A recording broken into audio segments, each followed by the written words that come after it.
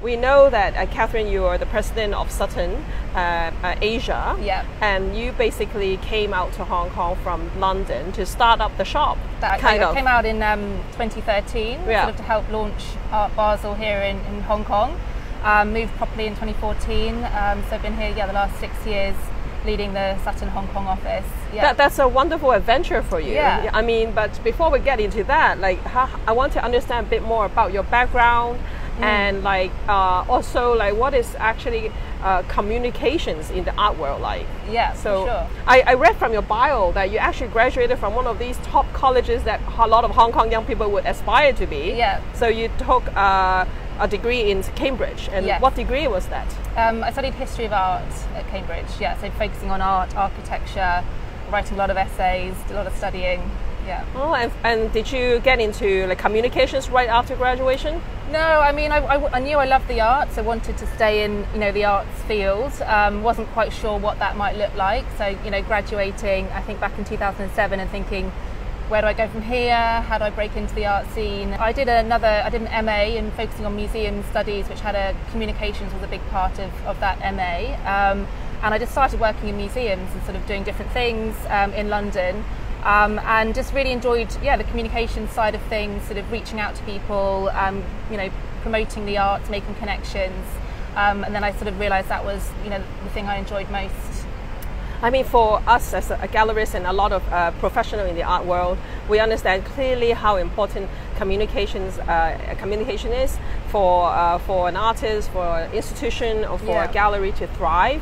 But for a lot of our viewers who probably, especially the younger people who have no idea of what communication entails, can you explain a little bit, like maybe in the context of the art world? I was the same when I started out. I didn't really know, what it was. Probably when I got my first job in the communication side, I still wasn't too sure what I was doing. Was it a lot of writing or talking? Now. Yeah, it's a mixture. I think it's all about engaging with people and thinking about how we reach audiences to tell them about the arts and sort of help shape really what's happening. So whether that's through writing press releases, sharing materials, whether it's digitally, helping with social media or with websites or, content that people can learn a bit more about what's going on in the art scene. So, when there's a new exhibition or a new artwork or art fair, we're often there helping organisations, helping galleries, museums to really get the word out there and kind of make sure that, people know what's going on and they can come down and enjoy it. How did you find the difference between maybe your clients from UK versus like us here in Hong Kong or in Asia?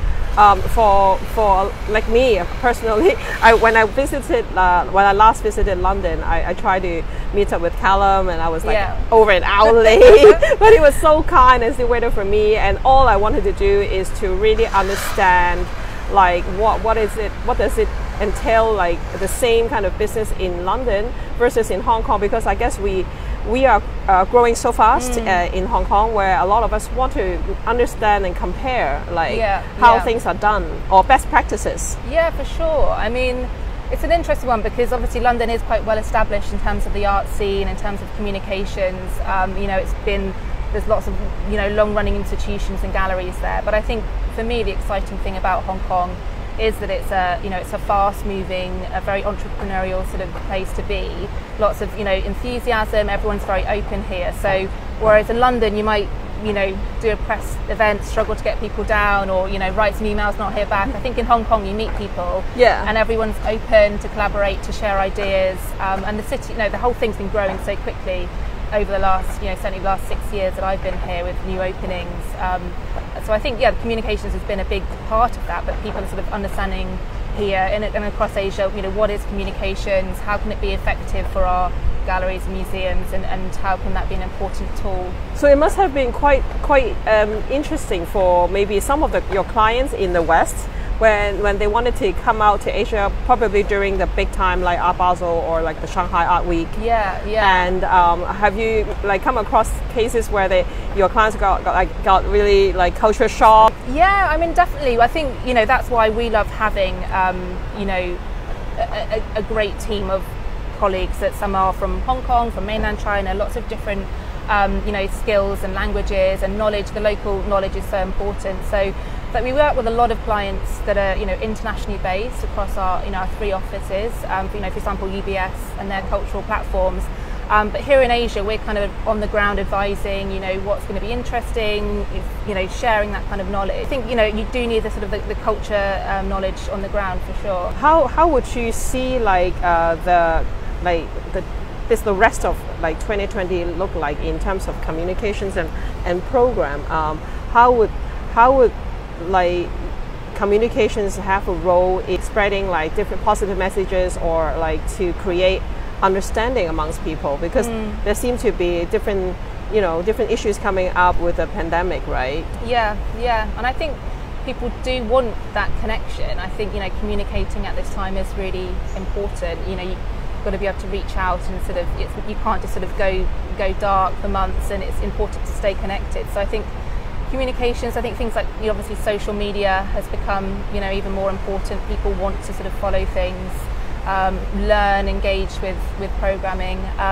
One thing we've just worked on with the Taipei Dangdai team was a launch of a viewing rooms Taipei connection. Yep. So that was really of course there's many viewing rooms happening at the moment, but that was a really curated response to the viewing room idea with lots of programming. So whether that's studio visits, walkthrough, obviously Taipei, it's quite open at the moment that, people can go to museums and things. So walk through museums, but linking up across the world. So spokespeople in America joining a conversation in Taipei. So I feel like those connections at this time are important, but I think it's something that we will see continuing in 2020 because we don't know what the situation is going to be like in a few months' time. It's hard to predict.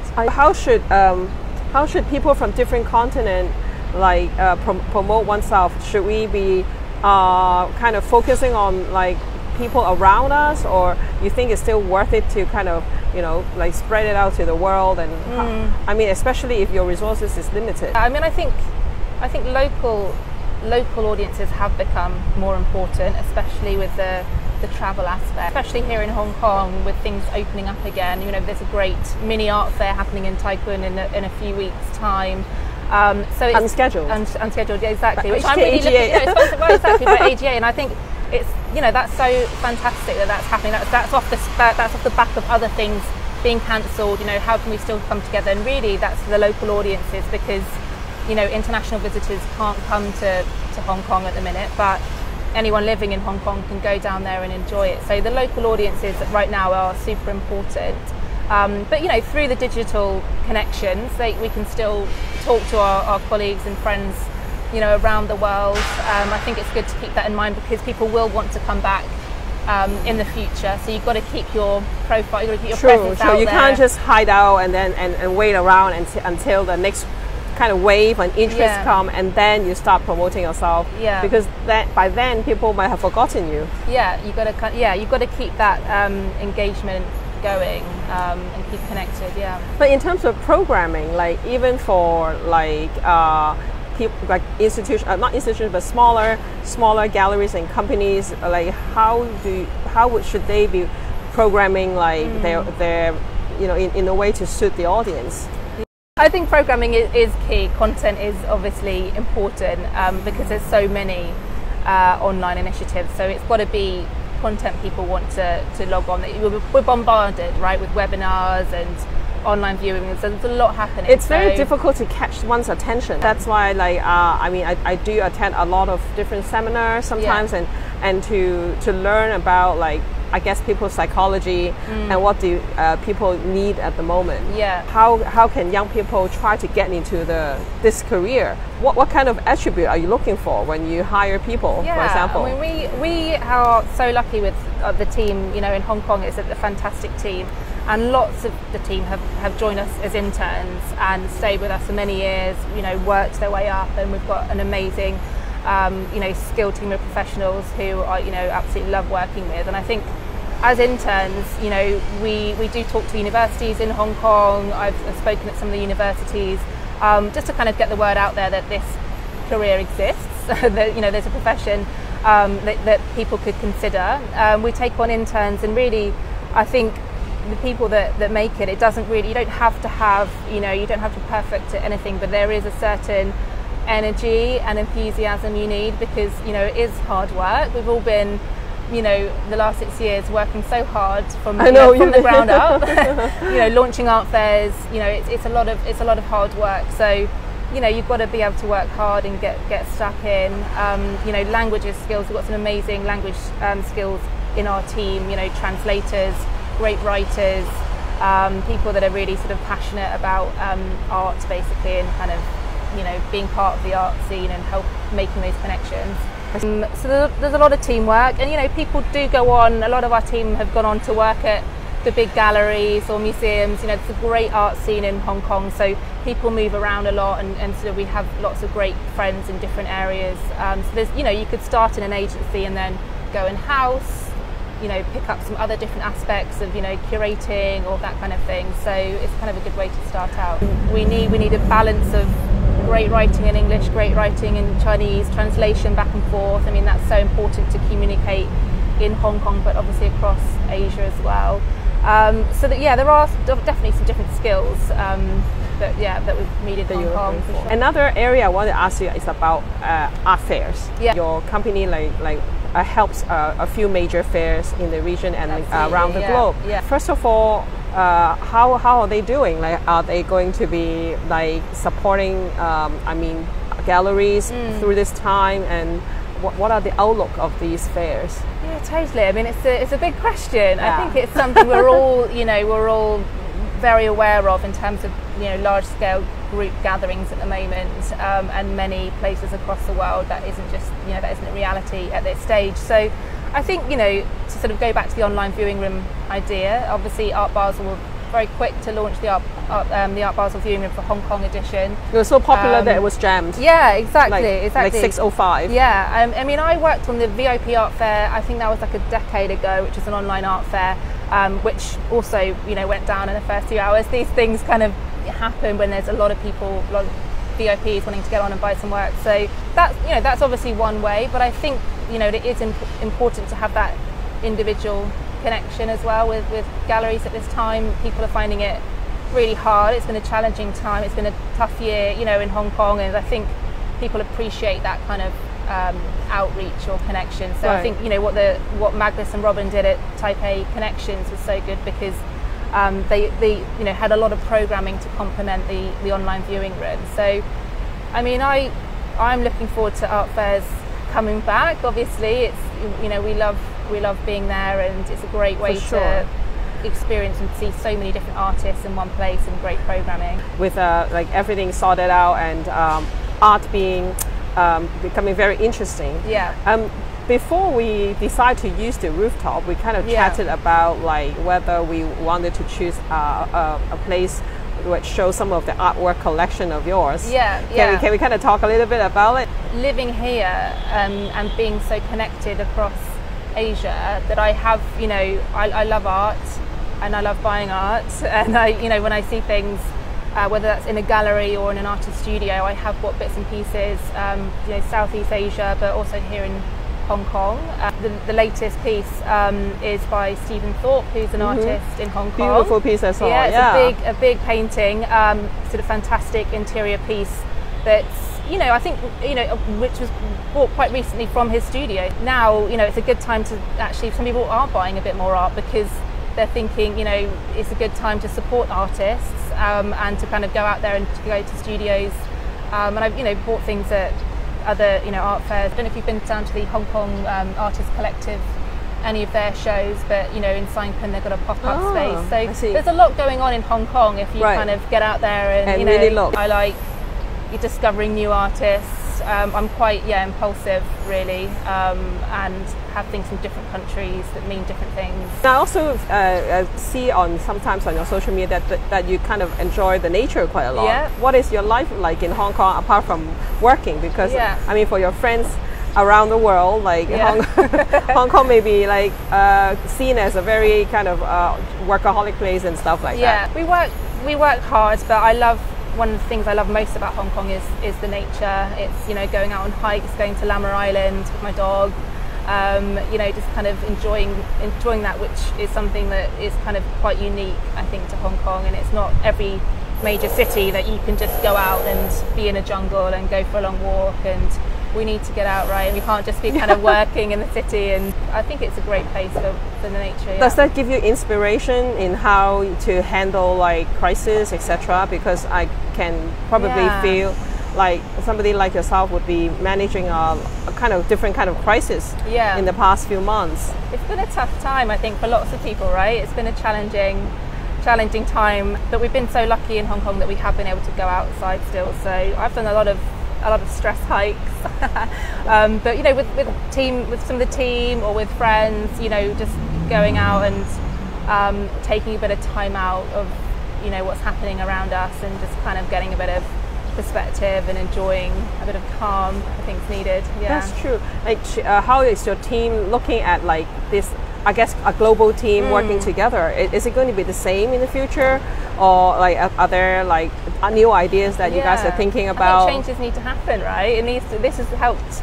One positive, it shakes things up a bit. So I mean, Asia seemed to be handling this situation just because the outbreak was earlier, and then we seem to be kind of turn around the corner already. And then how does the world like react to this? Are they kind of looking at us for experience or anything? Yeah, definitely. I mean, with our London and New York offices, we've been sharing lots of kind of ideas and knowledge about what's happening here and things that they might want to kind of take forward as things are slowly recovering in other areas of the world. So I think obviously Hong Kong everyone reacted very quickly, and, you know, helped to kind of, you know, make sure that things are sort of under control here. So I think there's a lot of learnings, but, you know, we do so many Zoom calls with the international team. Obviously in Asia that's a late night for us quite a lot of the time, but it's a great way to just, you know, share ideas, brainstorm, and just kind of see what we're going to do in the future. So we don't have to go back to what we were doing before. We can think of new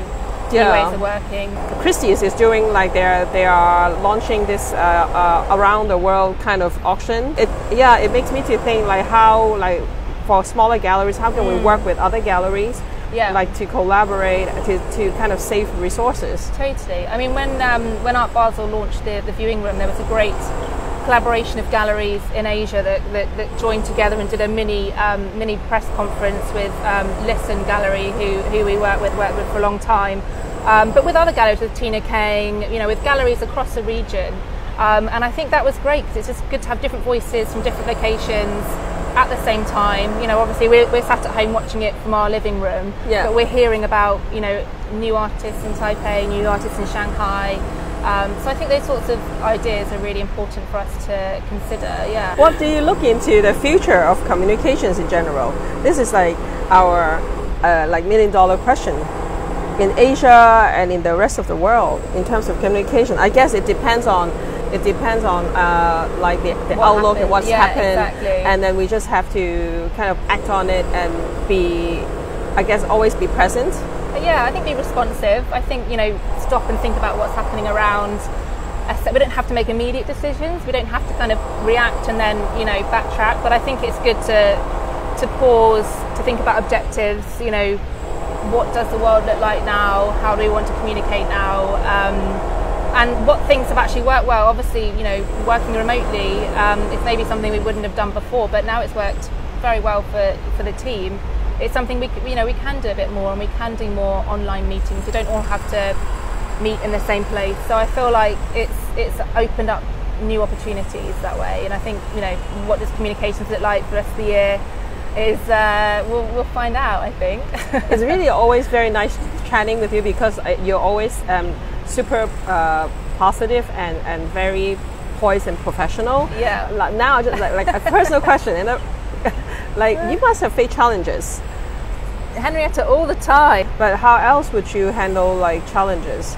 Going out the back and having a little cry. I've got amazing colleagues. My colleague Louise is probably, you know, seen me through many ups and downs and really supports me so much on a daily basis. So I think having colleagues that you can chat to, you know, go for a 6 p.m. vodka with when it's all getting too much. You always say, oh, you're so, you know, poised and professional, but I mean, obviously, I've been, you know, round the back sobbing at plenty of times. I cannot imagine that. I'm just ready to go.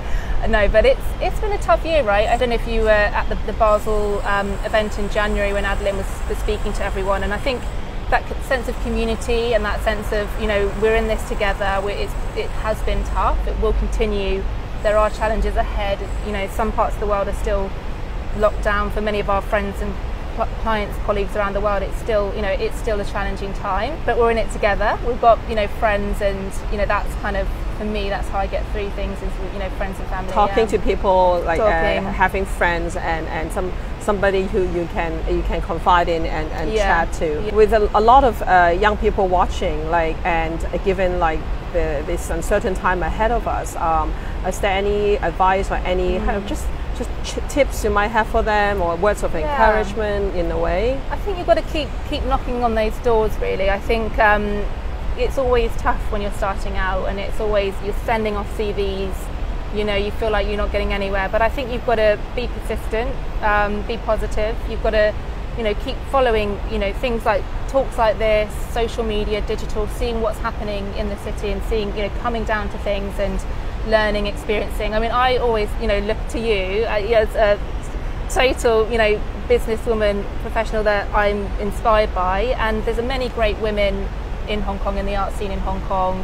You know, Adeline, Sahanya, some incredible people. When you're young and starting out, you need people like that you can maybe learn from, ask questions of, and that's just keep asking important. Those questions. Take initiative, and knock on doors, and look for mentors, or just people you aspire to kind of learn from, and to go find what them. They're doing, and then, you know, ask them tough questions. Yeah, what are you doing next, Henrietta? And you know, it's good to learn and find out. I think that you have to keep doing that. It's not an easy time, and it won't be an easy time in the art scene for a while, but it shouldn't hopefully put everyone off trying to get into. How about like people in UK? How can we kind of do a part? Maybe I'm sometimes thinking what program or other things we can kind of come up with to entertain them. Well, I mean, there's a lot of online. I know a lot of the museums and galleries in the UK are doing, you know, great programs. So my brother, who is a British Museum member, you know, he can't get down there at the moment, but I know they're putting a lot of programming online for their members, so, you know, people that are going to come back once the doors open again. And you've done some fantastic projects in the UK, brought artists over. We'd love to go again. When we can travel again, you know, that's top of the list, to get back there and see everyone. Thank you so much today for joining us, and we kind of look forward to seeing you again next week.